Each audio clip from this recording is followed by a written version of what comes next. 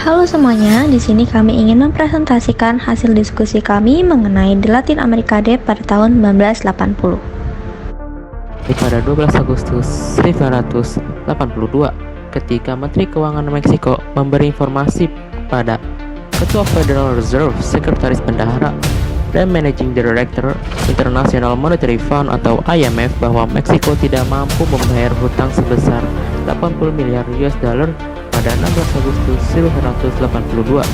Situasi ini diperburuk pada bulan Oktober 1983 ketika 27 negara yang berhutang sebesar 239 miliar US dollar kepada IMF menjadwalkan ulang pembayaran utang mereka, dan 16 dari negara tersebut berasal dari Amerika Latin dan 4 yang terbesar seperti Meksiko, Brazil, Venezuela, dan Argentina yang berhutang sebesar 176 miliar US dollar kepada bank komersial atau sekitar 74% dari total utang LDC atau Less Development Country.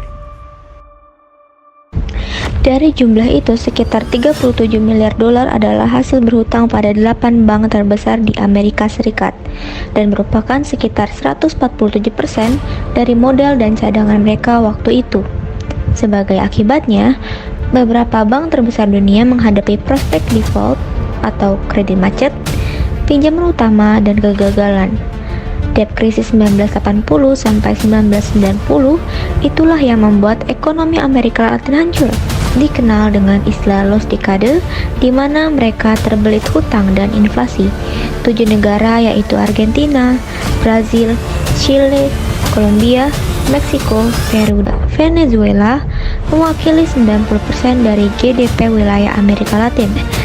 Selama 1980-an, pendapatan per kapita mereka turun kecuali Chile dan Kolombia. Rata-rata pertumbuhan GDP per kapita menurun 0,7% per tahun. Tingkat inflasi bervariasi di negara-negara ini, tetapi tingkat inflasi rata-rata tahunan ditimbang atau menurut GDP adalah 223% selama tahun 1980-an. Brazil adalah negara terakhir di kawasan itu untuk inflasi yang lebih rendah dengan Plano Real 1994. Pada paruh kedua 1990-an, inflasi di wilayah ini rata-rata hanya 0,5% per tahun. Namun ini sangat mencolok bahwa jumlah krisis di 7 ekonomi besar menurun sekitar 2/3 antara 1980-an dan 1990-an. Faktor pertumbuhan produktivitas rata-rata total di 7 ekonomi terbesar di Amerika Latin adalah negatif 2,28% per tahun di gejolak ekonomi makro tahun 1980-an. Pada 1990-an, pertumbuhan produktivitas faktor total pindah ke wilayah positif meskipun hanya sedikit di 0,33% per tahun.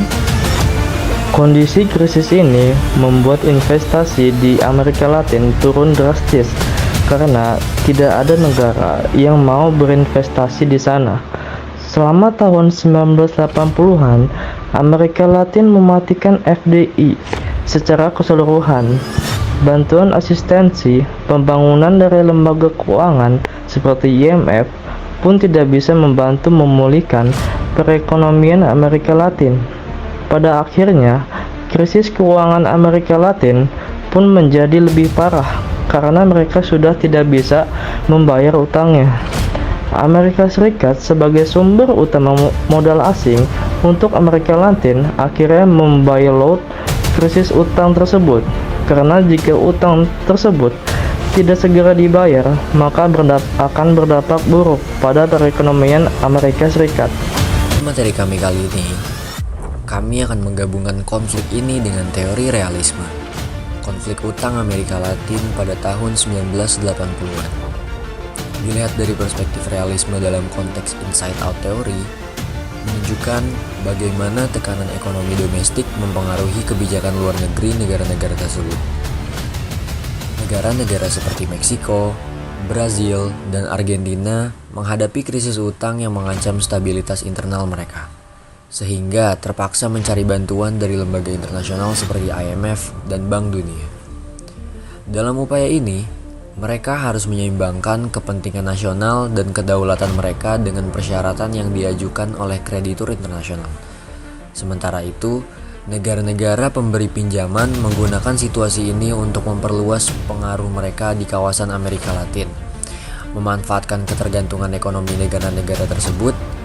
Hal ini mencerminkan bagaimana dinamika internal sebuah negara dapat mempengaruhi interaksi internasional dan distribusi kekuasaan global. Itu saja yang dapat kami sampaikan. Terima kasih sudah menonton.